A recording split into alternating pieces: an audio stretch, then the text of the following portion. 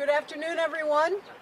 Thank you all for coming to our wrap-up of Trump Tuesdays for the first 100 day of the Trump presidency.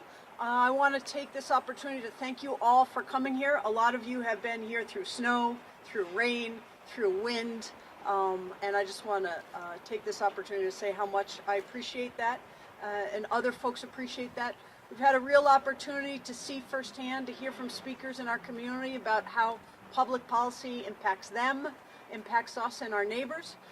And just as a token of your participation in our democracy, we have buttons that we're handing out. So if any of you are interested, make sure you get one of our Trump Tuesday buttons. And we have a couple of speakers lined up to speak to you today. One we are waiting for, but we're told he's taking the bus, so he might be running a little bit late. So first we will hear from Rebecca Fuentes, who is no stranger to a lot of us here. She's been a tremendous advocate for the immigrant population and workers, and I saw her yesterday outside of City Hall in what has become a familiar position for both of us, marching and talking about workers' rights and immigrant rights in particular. So with that, let me welcome Rebecca.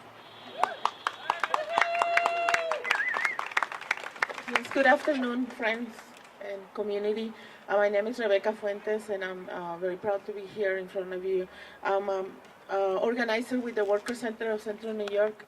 I see some members and some friends and a board member, Jacqueline, and our friend member Chris, and people from the CNY Solidarity. That's something that we formed right away, right after the elections. We were all very concerned. We were sad. We were horrified for what this country has chosen. And I remember we met on the 9th of November. We met over in Clinton Square in front of the Jerry Rescue Monument. And we cried. There was a lot of sadness and a lot of concern. But there was a sense of community, that we were going to survive together. And I remember thinking about all of our friends, all of the people that already have been under so much suffering and so much oppression. The community that we represent at the Worker Center is a community that have been here, that have been pushed from their countries to be here because of economic reasons, because of poverty, because of government, because of injustice and violence. And they are here making a living, proudly working, many of them helping to bring the food, the milk into our tables. And they, like one of our members says very proudly, Crispin Hernandez, he says, we feed the world. It's because of us that you have the fruits and the vegetables and the milk in your tables. And we are very proud to represent them. They are people that work very hard, but through our organization, they are also organizing to make sure that they are seen as human beings and not just as labor, not just as disposable people. I remember listening in 2015, those horrible words that say that all Mexicans are criminals. Me, my heritage is Mexican.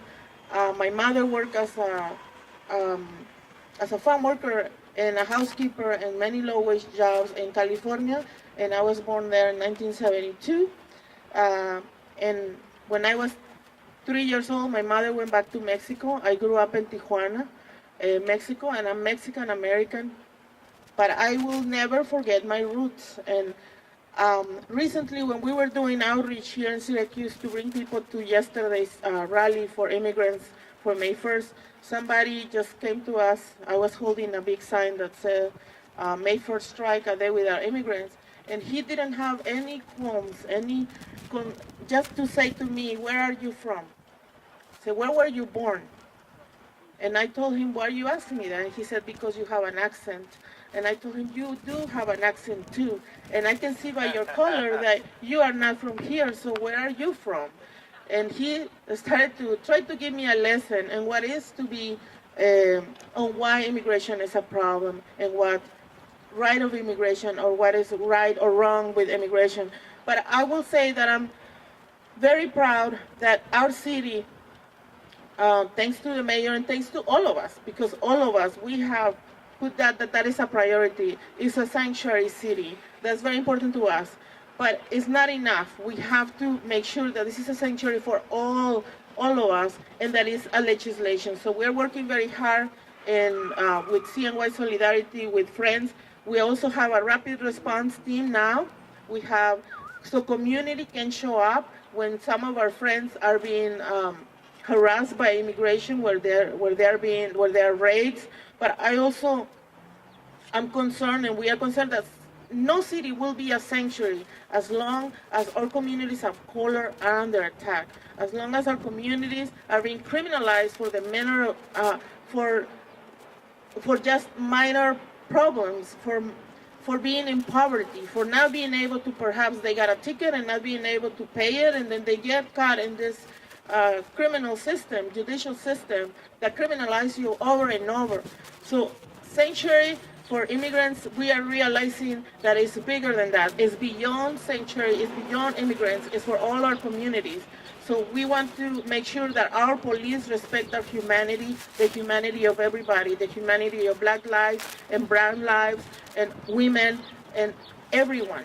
So Sanctuary City is beyond that, and we are going to be working, continue to work on that. Well, I also want to tell you that Sanctuary will not be, Syracuse will not be a sanctuary until we realize, all of you, that at the transportation center every day, the Border Patrol is detaining people, is harassing people. Why? Because Syracuse is within 100 miles of a border. So the federal government, the Border Patrol, they have the jurisdiction to do that. But remember, in Spanish we say, pueblo manda, gobierno obedece. The people say something and the government will obey. So we will say, no, you cannot be there. We have done it in the past. We will be there marching. We will be there organizing. And I want to thank everyone. So people demand, and the government will obey. So that's what we do. Remember this. El pueblo manda, el gobierno obedece. So we will not allow that to happen anymore. And also in 401 Salina, people are going there to check in with immigration, and they're also being detained, and that is not, we're not going to allow it anymore. So Sanctuary City, we want to expand that, and we want to continue to mobilize for that. And thank you very much, and let's continue to fight. Thank you, Rebecca. I see Josh has arrived. When we first started this, we were, of the major concerns that we had as Americans was going to be whether our access to health care was going to be taken away for so many Syracusans, for so many Americans. It was and continues to be an important battle that all of us are waging. But because of the work that all of you did, and Josh did, we were able to win the first battle. We have not won all of the battles yet. And as a matter of fact, as we stand here today, they are continuing to try to whip votes to take away our health care and take away health care from so many people that we know. But we were successful because of your efforts. I want to commend you for all of that and continue to tell you to stay active, and ask Josh to speak about the importance of that. Thank you. Our little tech guy here. Thank you, Mayor. So the very first time that I came out and spoke on Trump Tuesdays, I spoke about how affordable health care is not just a social justice issue, that it's about social responsibility. And as the mayor mentioned, we have made some small strides towards securing our future in affordable health care. And that's paramount to somebody such as myself, who's a single parent and taking care of 2 young boys. Also somebody living with a chronic illness. I've lived with HIV now for 15 years. Some of you have maybe seen my commercial on television for the New York State Department of Health HIV Stops With Me campaign. If you haven't yet, please check out the website.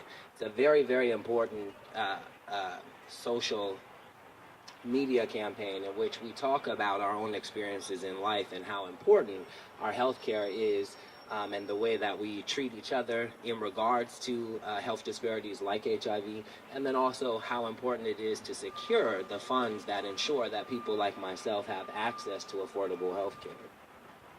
So I applaud once again all of you guys who work so hard and make a point at representing what democracy looks like. This is democracy. I'm what democracy looks like. And so I appreciate all of you guys being here just as much as the mayor, I'm sure, as well as some people who share vastly different views about these issues as we do. And until we can reach a place where we can comfortably talk about these things and share the same spaces on the same issues and topics, can we really begin to make the type of headway that we need in order to secure a more promising future for, our young people, my kids, your grandkids. So, this spans way beyond just healthcare or a moment in time that we're taking out of our days to recognize the types of things that make Syracuse such a promising city. One of the things that I met with the mayor about and that she and I are working on is to further acknowledge and recognize those individuals who work so hard in our community, whether it be police or ambulance, teachers, as well as taking out some time to encourage and inspire a young person to step into some of these roles. So stay tuned for some of those details as we continue to work on these things, and I ask that all of you stay encouraged and involved in these processes. The mayoral race that's coming up is extremely important, and I see some candidates out here, and that should really speak to you about the type of leaders that we have here. So I thank the mayor, and I thank the candidates and all of the leadership that comes in all of these beautiful shapes and forms, as well as the woman who spoke earlier in regards to this being a sanctuary city. Syracuse is my home. It's the place that I've continued to come back to after seeking many degrees in life and many experiences in life. This is the place that I've come back to now raise my kids. So, this spans a lot deeper than just this moment in time, and I ask that you all stay encouraged and involved in the process. Thank you. Thank you.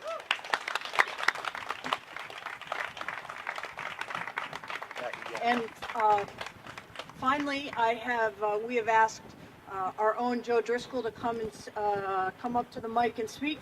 At the first Trump Tuesday, he gave me a hard time because he said I needed to learn how to use the mic better and use a bullhorn. So there's nothing like having the young kid tell you how to use the props. But he has a phrase that about all of the things that are important at the revolution. So, ladies and gentlemen, let me introduce you to somebody I've known since he was very, very young, and who is running for the Syracuse City Council 5th District. But it's been my pleasure to call him a friend as well. Joe Driscoll.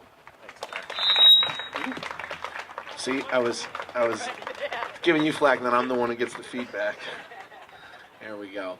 But anyway, yeah, these Trump Tuesdays have been great, and I didn't prepare anything. Now that I'm running, I feel like improvisation is a little more risky. So I'm starting to get used to what the mayor goes through. But yeah, for those don't know, we're looking at Trump's 100 days. I was an organizer for Bernie, and I'd always been, for my years of travel, I've been involved in protest actions and solidarity actions in England and in France, where I lived at the times, and here in Syracuse. And I think, running for elected office was never on the cards for me. But I think kind of realizing, I think maybe now with the 100 days of Trump, we have to start to see things differently, both as established Democrats and as grassroots movement. That I'm reminded of The Onion had a piece that what does one plastic bottle harm the earth? Ask 42 million Americans. And that's really it. We think, what does my one vote matter? But collectively is what we have to do. So each rally matters, each sit down matters, each conversation matters. And that is, this is what democracy looked like. That's what democracy is. If you want your neighborhood to look a certain way, come together, talk with your neighbors, and elect someone who looks like your neighborhood, who represents your neighborhood, who is the voice of your neighborhood. And if every neighborhood does that, then we're going to be all right. And that's the way it's got to change. I think the Republicans have realized that small local races are important. That city dog catcher is important. That the county races are important. That every race is important. And we have to start seeing it the same way and start realizing that democracy is from the neighborhood and coming together and translating that into action. And there's a lot I disagree with Donald Trump on. I'm hard pressed to find things I agree with him on. I'm ideologically opposed to him on pretty much every issue. His attacks on healthcare, his attacks on immigration, the belief that government should be drowned in a bathtub. I don't agree with any of that. The one thing I do agree with Donald Trump on is that he said he was the great unifier. Not in the way he meant it, but I think he may be right. I think for many years now, we on the other side of the aisle have fought amongst ourselves for too long, and I think now it's important to realize that if we're going to safeguard the progress that's been made in the last 100 years, we're going to have to start having conversations and working together where it makes sense, and we can still disagree with each other on a number of issues. But altogether, those who want to see the things that we fought hard for, the progress we fought hard for, as far as healthcare, as far as Medicaid, as far as environmental protection, the EPA, I mean, that's one of the most important things in this world. I agree with Senator Bernie Sanders when he said, when asked the most important threat to this country was not ISIS, was not Korea, was not Russia, but is climate change. I think if we don't have a planet to live on, we're going to be hard-pressed to solve our other political issues. So with all that stuff, we've got to bring all these things together that are under attack. The environmentalists, lesbian, gay, trans rights, immigrants' rights, people of color. We all have to come together and stand for the nation that we want to see. And it starts at your local neighborhood. That's why I decided to run, was because I realized that, as everyone throws that one plastic bottle into the local river, it does make a difference. That one bottle makes a difference, and all 43,000 of them that are in each river make a difference. So if we all come together and try to make our neighborhoods look right and make our city look right, that'll come up to the state level, and hopefully it can go across the whole country. So yeah, thank you all for coming out. It's about us. It's about us coming together and talking. I applaud the mayor for her efforts here with Trump Tuesday. Let's give it up for Stephanie Miner for initiating this effort. And yeah, as she said, this is what democracy looks like. Us all coming together and talking about what's wrong and how we're going to fix it. So let's keep doing that, and let's not let. I think a lot of the strategy has been they hope we'd get fatigued. I hope we get tired of coming out and resisting and getting active, and I hope you're with me in saying that that's not how it's going to go down, that we're going to stay engaged and stay involved and keep coming out and keep supporting each other for every event, that every rally that happens every weekend and every Democratic rally that happens, let's come together and figure this thing out together. Thanks to the mayor for letting me speak. Joe Driscoll, thanks a lot. Thanks, Joe. So thank you all very much. And this is what happens this is what democracy looks like. You just have people come up and approach you. Good-looking people. Do you have money for me? Sure. Are there Koch brother dollars someplace in there? We just I'm kidding, everyone. want to thank you Oh, you're very kind. Thank for you. holding these Trump Tuesdays and helping us continue to look forward. Well, thank you very much. Unnecessary, but that's very, very sweet. Thank you. As Joe said, and as our button said, this is what democracy looks like. The other part of that is that there's a responsibility with democracy, and that means to be active, to speak your opinion, but it also means to listen. And under that category, I want to thank the Trump supporters who have come week in and week out and have been very respectful and have joined us at the mic at times. We're never going to have a strong democracy unless we have the ability to listen to each other. And I'm proud to say that this is one of the communities where we've been able to do that, that we have seen violence happen in other parts of the country and people screaming and yelling at each other. And that may give you an instant sense of gratification, but that's not going to help us solve our problems. So thank you for being here with us. Thank you for adding to the dialogue. And I really appreciate that. There is solace in solidarity, and all of you have given me that, so a very personal thank you for that as well. We will continue to meet each other on the hustings.